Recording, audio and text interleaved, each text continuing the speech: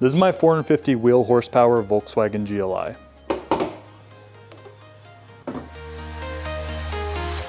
I'm walking alone, the streets are empty.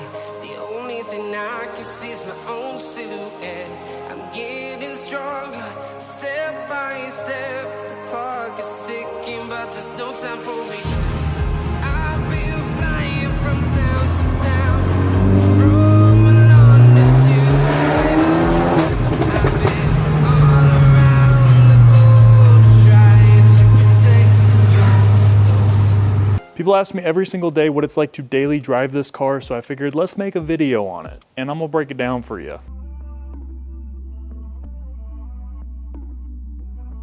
For those of y'all who are new to the channel, welcome. My name is John. Normally I have a beard, but today I don't because I shaved for the first time in like forever. Anyways, most of y'all know this car. This is my GLI. It's a 22, has 79,000 miles, and is full bolt-on with an EQT Vortex turbo. I've been building the car on the channel for a while now, but there's a lot of topics that I want to kind of talk about with the car the way it's set up right now. So I figured we can start a new video series, which is basically me talking about a bunch of different topics, I guess. And the first one would be today, which is what it's like to daily drive this car the way it currently is. Now, the best thing I think we could probably start with is the drivability. The turbo that I have is an EQT Vortex Standard, which is essentially an IS20 hybrid turbo. It's a relatively small turbo still, so the spool time is not terrible. However, I will say in comparison to like the stock IS20 turbo that came on the car, it's definitely not as peppy at low RPM, and definitely when you're like getting off of lights and stuff, it takes more effort and more throttle to really kind of get up into boost. So it does kind of make it annoying sometimes when you're trying to like quickly pull out somewhere, because you pretty much always have to either use the manual like paddles and stuff and just kind of rev it out to get into boost, or you can accept that you're just going to be kind of lugging it into whatever lane you're trying to go in. But overall, once you're kind of cruising and into boost, like on the interstate going 70, 80 miles an hour, it's really not that bad because you're always kind of just not in boost. In the city, it's also not that bad, but just kind of like I said earlier,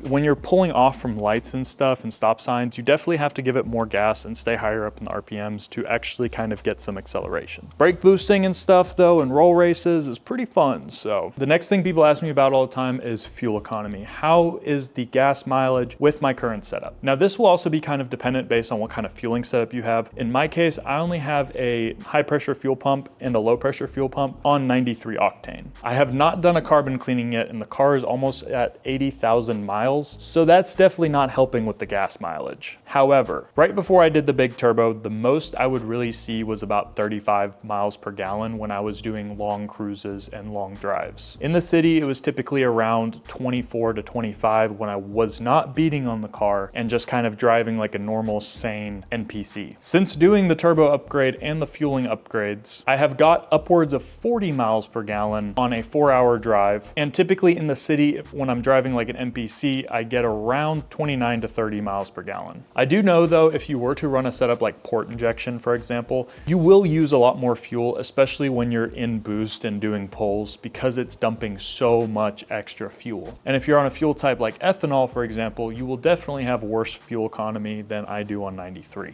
Now let's kind of talk about maintenance for a second. The general consensus is that with Volkswagens, you have to be pretty strict on maintenance and following schedules.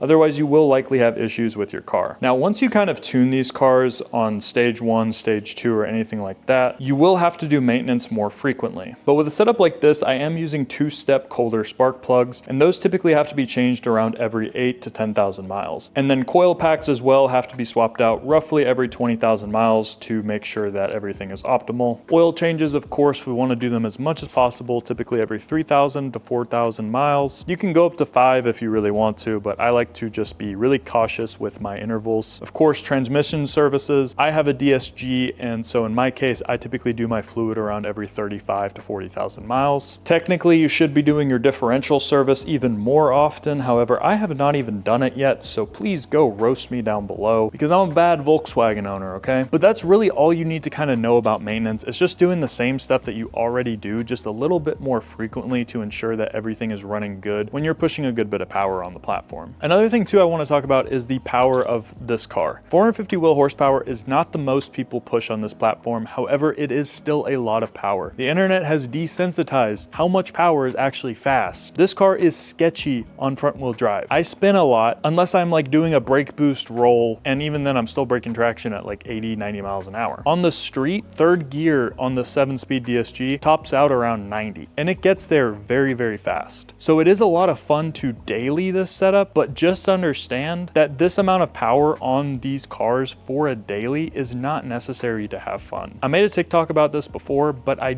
would say that stage 2 is probably the most fun that you can have with the car, because you can still accelerate a lot. You can still get thrown back into your seat, but you can actually enjoy the time climbing through the gears and climbing up to the speed that you feel comfortable at without worrying about getting a felony speeding ticket. Don't get me wrong though, it is still a lot of fun and I thoroughly enjoy it when I can actually use the power. It's just something I want y'all to be aware of when you are dailying a car like this. I think the last thing that I really want to talk about too is just kind of the mental load that you get when you're driving a car like this, because it does add more stress. Obviously, the more stuff you modify, the more expensive parts get, and it does kind of sit in the back of your mind when you're driving it, when you're doing pulls, like, oh no, something could go wrong and something could be pretty expensive. Now, thankfully, I have not had any issues with my car that have been like that, other than the fact that my valve seals are probably cooked and I'm probably not helping it, but we're just gonna live with it because that's Volkswagen shit and that's fine. But it always sits in the back of my head like, you know, something could go wrong. And the more weird noises that these cars like to make, the more stressful it can get. Now, I'm not saying it's something to worry about or even something to deter you from building one of these cars. It's just something that you should be aware of that you might experience once you start modifying them. And to be honest, you can live with it. Just expect that at some point you might have to fix something that you weren't planning on. There are other things that kind of influence how these cars behave when you're daily driving them, especially on custom tuned setups. The tuning and calibration goes a long way into determining how your car is going to drive on a daily basis. Now, this is just kind of my experience and what I have noticed with this car daily driving this turbo setup over the last 10,000 miles and for the better half of about 9 months now. It is a lot of fun and I absolutely love it, and I would not change much about the setup. But if you guys want to see what I would change about the car, make sure you stay tuned because there is another video that we'll be talking about that soon. If you guys daily drive a hybrid turbo or a full frame turbo, GLI, GTI, A3, whatever, let me know your thoughts down below because I am curious to see what you guys think, and I'm sure other people that are getting into this platform or considering doing something like this would also like to know. If you guys are new to the platform and interested about getting started with tuning, make sure you check out my video right here, like, comment, and you'll get some motherfucking lemonade and maybe a chocolate chip cookie too if you're lucky. So I'll catch you guys in the next one. Be safe. Peace out, Girl Scouts. Pew.